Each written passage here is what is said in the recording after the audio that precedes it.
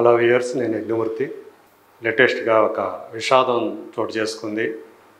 చిరంజీవి మాజీ అల్లుడు, చిరంజీవి చిన్న కుమార్తె శ్రీజ మొదటి భర్త శిరీష్ భరద్వాజ్ మరణించారు.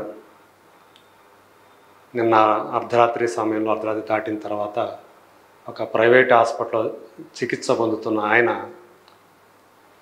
మృతి చెందినట్టుగా సమాచారం అందుతోంది. కొంతకాలంగా అతను ఊపిరితిత్తుల వ్యాధితో బాధపడుతున్నాడని సమాచారం.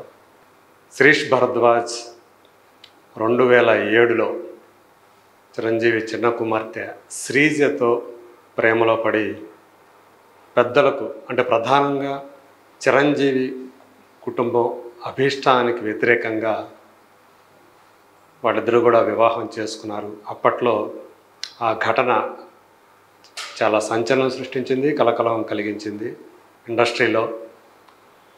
ఎందుకంటే చిరంజీవికి వాళ్ళ కుటుంబానికి ఈ వివాహం ఇష్టం లేదని చెప్పి అప్పుడు మనకు తెలిసినటువంటి సమాచారం. సో ఆ టైంలో నేను కూడా ఆ న్యూస్ను కవర్ చేసిన ఒక జర్నలిస్ట్గా ఉన్నాను. సో ఇంట్లో వాళ్ళు ఒప్పుకోకపోవడంతో శ్రీజ అప్పట్లో ఇంట్లో నుంచి వెళ్ళిపోయి శిరీష్ని పెళ్లి చేసుకుంది. ఈ పెళ్ళికి శిరీష్ భరద్వాజ్ కుటుంబం మాత్రం వాళ్ళు దాన్ని స్వాగతించారు.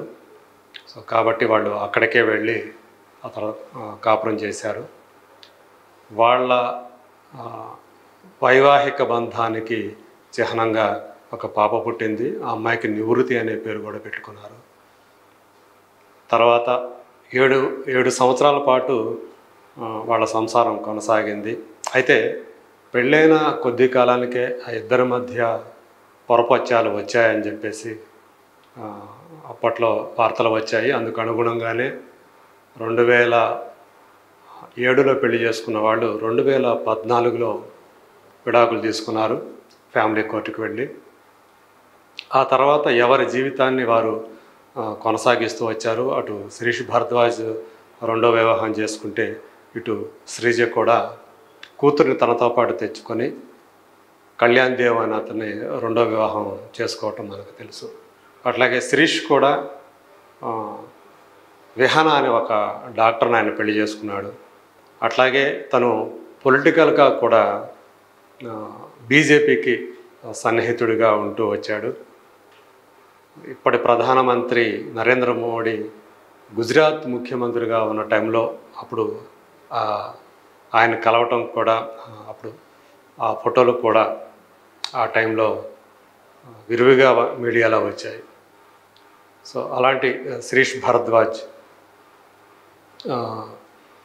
చిన్న వయసులోనే కన్నుమూయటం అనేది బాధాకరం అని చెప్పేసి చెప్పాలి. సో ఏదేమైనప్పటికీ కూడా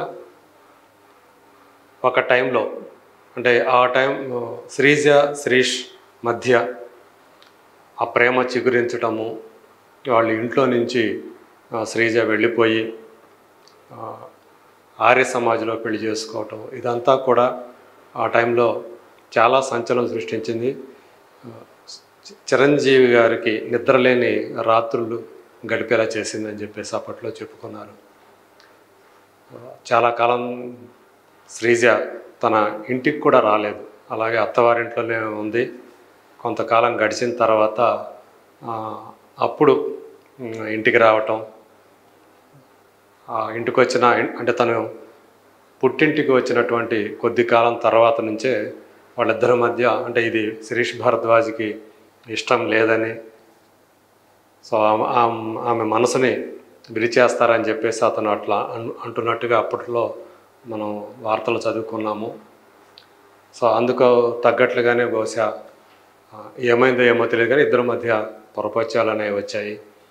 ఎందుకంటే ఒక గోల్డెన్ స్పూన్తో పుట్టిన అమ్మాయి ఒక సాధారణ మధ్యతరగతి కుటుంబానికి చెందినటువంటి ఒక అబ్బాయిని సినిమాల వరకు ఓకే కానీ సినిమాలో చూపించడం, బట్ నిజ జీవితంలో వచ్చేటప్పటికి ఆ లైఫ్ స్టైల్కి అలవాటు పడడం కొంచెం ఆమెకి కష్టమై ఉండొచ్చు. లేదంటే మొత్తానికి ఇద్దరి మధ్య అభిప్రాయ భేదాలు రావటం, అవి తారాస్థాయికి చేరి ఒక పాపకు తల్లిదండ్రులు అయిన తర్వాత పెళ్ళైన 7 ఏళ్లకి విడిపోవటం అదంతా కూడా ఆ రోజుల్లో ఒక పెద్ద సంచలనమే సృష్టించిందని చెప్పాలి. తెలుగు సమాజంలో కానివ్వండి, అట్లాగే తెలుగు సినిమా ఇండస్ట్రీలో కానివ్వండి.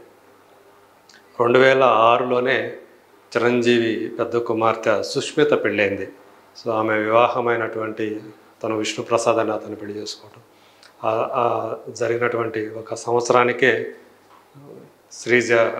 శిరీష్ భరద్వాజ్ వివాహం అవటం, అదంతా కూడా ఒక చరిత్రలాగా జరిగిపోయింది. సో అలాంటి శిరీష్ భరద్వాజ్ చాలా కాలంగా అంటే ప్రధాని అప్పటి గుజరాత్ ముఖ్యమంత్రిగా ఉన్నటువంటి నరేంద్ర మోదీని కలిసి ఫోటో దిగటం, అట్లాగే బీజేపీలో ఆయన ఆ పార్టీకి సానుభూతి పరుడుగా ఉండటము, కొంతకాలం క్రియాశీలంగా కూడా ఉండటం జరిగింది. తర్వాత అతను ఏంటి ఆయనకు సంబంధించినటువంటి వార్తలు పెద్దగా మనకి బయటికి రాలేదు. బట్ తను పెళ్లి చేసుకున్నప్పుడు మళ్ళీ డాక్టర్ వేహనాన్ని పెళ్లి చేసుకున్నప్పుడు ఆ సమాచారం మాత్రం, ఆ వార్త మాత్రం మనకి బయటికి వచ్చింది. సో ఇప్పుడు అతను ఇలా అర్ధాంతరంగా లంగ్స్ డిఫెక్ట్ తోటి ఊపిరితిత్తుల వ్యాధికి గురయ్యి ఇలా అర్ధాంతరంగా మృతి చెందడం మాత్రం చాలా బాధాకరం అని చెప్పాలి.